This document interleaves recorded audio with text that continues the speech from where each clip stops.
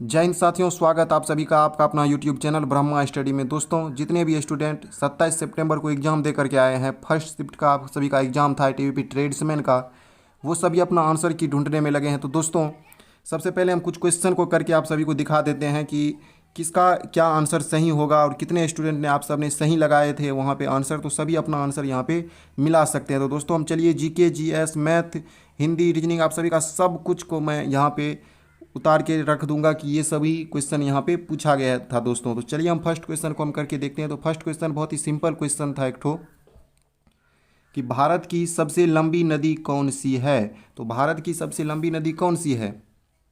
इसका right answer हो जाएगा गंगा। इसका राइट आंसर हो जाएगा गंगा। और इसकी लंबाई की बात करें तो ये 2525 किलोमीटर इसकी लंबाई है दोस्तों।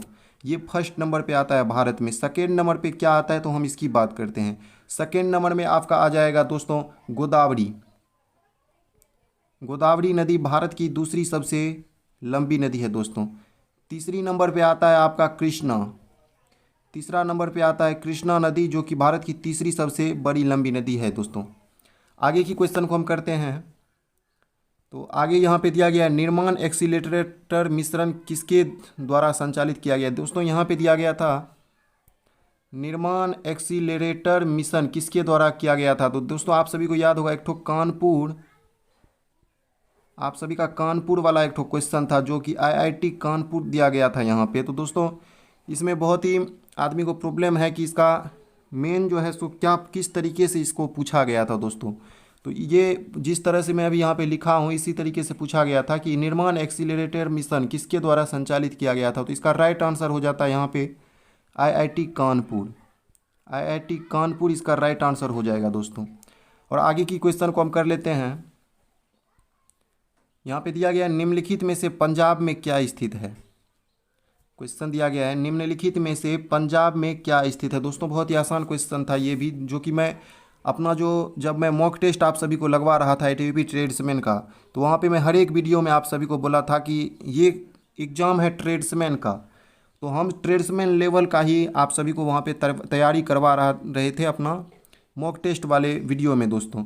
ना कि आप सभी को हेड कांस्टेबल मिनिस्ट्रियल का एसआई एएसआई लेवल का बता रहा था, बल्कि मैं आप सभी को सिर्फ और सिर्फ ट्रेड्समैन का ही बता रहा था। और जिस तरीके से मैं आप सभी को मॉक टेस्ट दिलवाया था सेम उसी तरीके से यहाँ पे पूछा गया था, उसी लेवल का क्वेश्चन दोस्तों। दिया गया निम्नलिखित में से पंजाब में क्या स्थित है। तो दोस्तों, इसमें ऑप्शन था आपका इसका ऑप्शन था आपका ताजमहल और लाल किला दोस्तों। लाल किला, उसके बाद था चार मीनार, और उसके बाद एक तो ऑप्शन था आपका स्वर्ण मंदिर। तो स्वर्ण मंदिर जो है सो अमृतसर में स्थित है दोस्तों। और अमृतसर किस राज्य में आता है तो पंजाब में दोस्तों। पंजाब में है एक अमृतसर शहर, अमृतसर शहर दोस्तों। और वहीं पे एक तो स्वर्ण मंदिर है, तो स्वर्ण मंदिर इसका राइट आंसर हो जाएगा दोस्तों। आगे की क्वेश्चन को हम कर लेते हैं। तो आगे यहाँ पे दिया गया था एक तो क्वेश्चन, 1885 में कांग्रेस के अध्यक्ष कौन थे। तो 1885 में कांग्रेस के अध्यक्ष कौन थे, ये क्वेश्चन को भी बहुत ही स्टूडेंट ने इसका आंसर दे दिया होगा। व्योमेश चंद्र बनर्जी इसका राइट आंसर हो जाएगा दोस्तों। व्योमेश चंद्र बनर्जी इसका राइट आंसर हो जाएगा, व्योमेश चंद्र बनर्जी।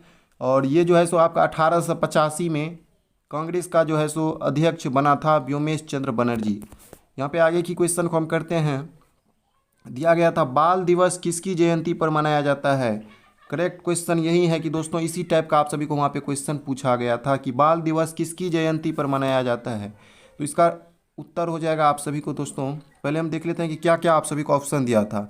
तो एक तो ऑप्शन दिया गया था आपका किसी मतलब बहुत एक राजेंद्र प्रसाद, एक ठो दिया गया था दोस्तों ऑप्शन में राजेंद्र प्रसाद, और एक ठो दिया था पंडित जवाहरलाल नेहरू। और इसी तरीके का बहुत ही ऑप्शन दिया था। तो दोस्तों, इसका राइट आंसर हो जाएगा पंडित जवाहरलाल नेहरू। क्वेश्चन में दिया गया था बाल दिवस किसकी जयंती पर मनाया जाता है। दोस्तों, बहुत ही स्टूडेंट ने शिक्षक दिवस वाले पे भी बहुत ही स्टूडेंट ने आप मुझको भेजा था क्वेश्चन, लेकिन मैं खुद भी एग्जाम देकर आया था, इसलिए मुझे तुरंत याद आ गया कि यहाँ पे बाल दिवस वाला ही क्वेश्चन था। तो दोस्तों इसका राइट आंसर हो जाता पंडित जवाहरलाल नेहरू। पंडित जवाहरलाल नेहरू। तो चलिए हम आगे की क्वेश्चन को करते हैं। यहाँ पे दिया गया था भारत में अंतिम जनगणना, भारत में अंतिम जनगणना किस वर्ष हुआ था। ना कि दोस्तों बहुत बहुत ही स्टूडेंट ने ये भी सोचा था कि यहाँ पे आने के बाद बहुत ही स्टूडेंट भूल गया था कि भारत में जनगणना किस वर्ष हुआ था। तो बहुत ही स्टूडेंट ने क्या किया 2021, जैसे बहुत स्टूडेंट को मालूम है कि सभी को मालूम है कि 10 साल पे आपका जनगणना निर्धारित किया गया है कि हर एक 10 साल पे होगा जनगणना। तो 2011 में एक बार जनगणना हुआ था। तो उसके बाद बहुत ही स्टूडेंट ने हिसाब करके जैसे 2010 में 10 वर्ष जोड़ करके 2021 को कर दिया था। दोस्तों ये अभी आप सभी का रॉन्ग आंसर हो जाएगा। 2021 जितने भी स्टूडेंट ने दिए होंगे उसका राइट आंसर नहीं होगा दोस्तों, क्योंकि ये जो है सो 2011 के बाद अभी तक जनगणना नहीं हुआ है। इसमें थोड़ा डिबेट चल रहा है कि किस तरीके से इस बार जनगणना होगा, जाति जनगणना होगा या किस तरीके का होगा। तो इसका राइट आंसर हो जाता दोस्तों 2011। 2011 is the right answer. Bharat में जनगणना किस वर्ष हुआ था, तो 2011 में दोस्तों। आगे की क्वेश्चन हम कर लेते हैं। निम्नलिखित में से यहाँ पे दिया गया था ये क्वेश्चन, देखिए दोस्तों बिल्कुल करेक्ट जो मैं अभी लिखा हूँ यही क्वेश्चन वहाँ पे पूछा गया था कि निम्नलिखित में से बालू का पर्यायवाची कौन नहीं है। तो बहुत ही स्टूडेंट ने मुझे भेजा था कि निम्नलिखित में से बालू का पर्यायवाची कौन है। तो आप सब गलत सवाल भेजे थे मुझको। प्रश्न यहाँ पे दिया गया था कि निम्नलिखित में से बालू का पर्यायवाची कौन नहीं है। ये नहीं पूछा गया था कि निम्नलिखित में से बालू का पर्यायवाची कौन सा है दोस्तों, क्योंकि यहाँ पे ऑप्शन दिया गया था आपको। ये फर्स्ट नंबर पे था सैकत, इसी तरीके से ऑप्शन दिया गया था। फर्स्ट नंबर पे सैकत, दूसरा पे दिया गया था बालू का,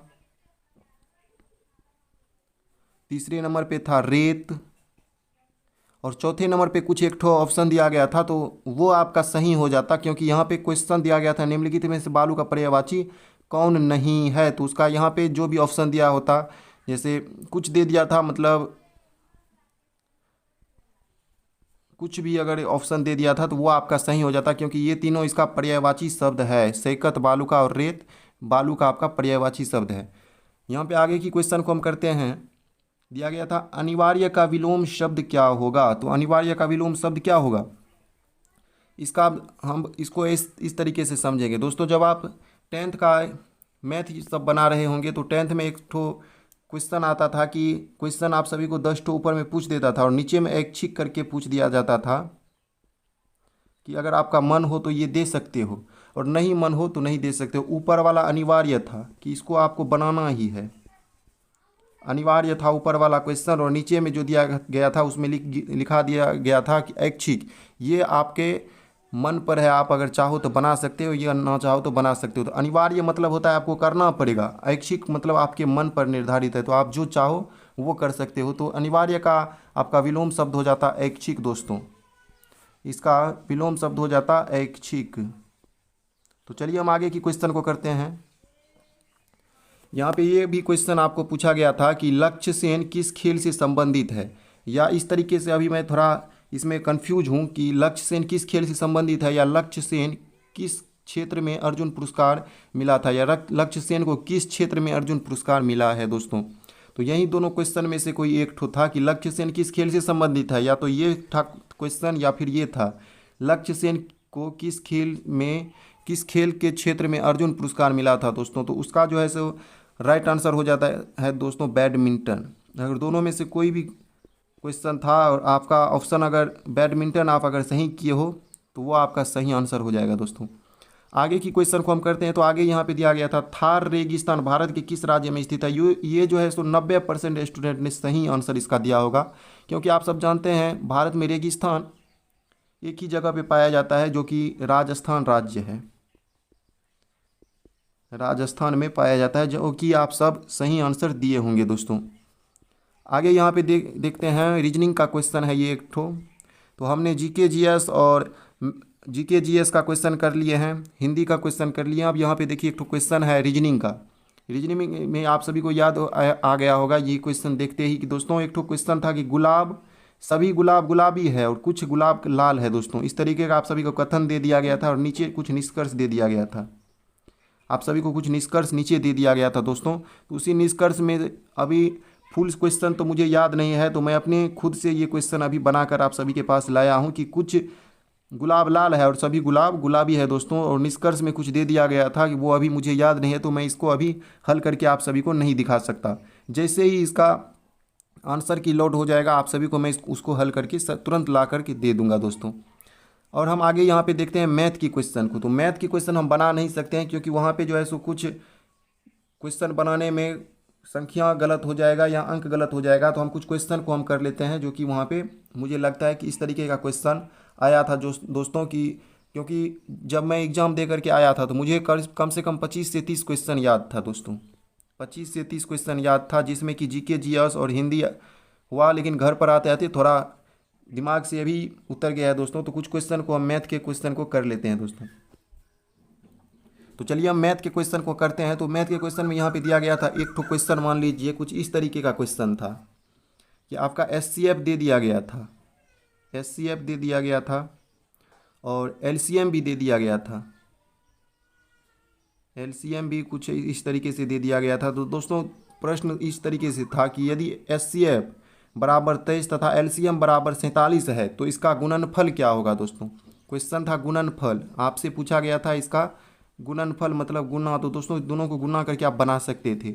आगे हम देखते हैं कि आगे किस तरीके का एक ठो क्वेश्चन था। अभी तुरंत एक ठो याद आ रहा है दोस्तों, कुछ इस तरीके से क्वेश्चन था कि जैसे मान लीजिए मैं एक ठो अभी क्वेश्चन आप सभी को बना करके दिखा देता हूँ कि 22 विद्यार्थी का औसत 46 था दोस्तों। औसत 46 था, मतलब औसत आयु मान सकते हो या फिर अभी आप जो है सो औसत वजन मान सकते हो। तो दोनों को गुना करके जितना आता, मान लीजिए अभी इसको जितना गुना करके आपको आता उसको जो है सो रख लेते एक तरफ, और नीचे और कुछ इस तरीके से दिया गया था तथा उसमें से एक विद्यार्थी को निकाल लिया जाता है कि 22 विद्यार्थी जो था उसका औसत वजन आपका 46 था 22 स्टूडेंट का, और उसमें से एक स्टूडेंट को निकाल लिया गया था। तो उसका वजन में जो है सो पाँच जो है सो घट जाता है, उसका औसत वजन में 5 घट जाता है। तो इसका जो है सो जिस स्टूडेंट को निकाला गया था उस पंक्ति में से या उस स्टूडेंट को जिस क्लास में से निकाला गया था, तो जिस स्टूडेंट को निकाला गया उसका आपका वजन बताना था, उसका आपको वजन ज्ञात करना था। तो ये आसान क्वेश्चन ये भी था दोस्तों। और एक तो क्वेश्चन था कि यहाँ पे अभी तुरंत मुझे याद आ रहा है कि कुतुबुद्दीन ऐबक, यहाँ पे पूछा गया था आपका क्वेश्चन कि कुतुबुद्दीन ऐबक किस वंश से था। तो इसका राइट आंसर हो जाता आप सभी का गुलाम वंश। कुतुबुद्दीन ऐबक गुलाम वंश से था जो दोस्तों, गुलाम वंश।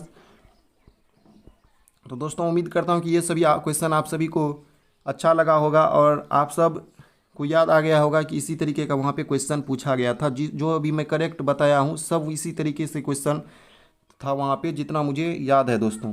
तो चलिए दोस्तों आंसर की आने के बाद हम इस क्वेश्चन को आगे की क्वेश्चन को हम करेंगे। तो चलिए वीडियो को यहीं पे हम समाप्त करते हैं। अगर वीडियो आपको अच्छा लगा होगा तो आप ज़रूर चैनल को सब्सक्राइब कीजिएगा दोस्तों।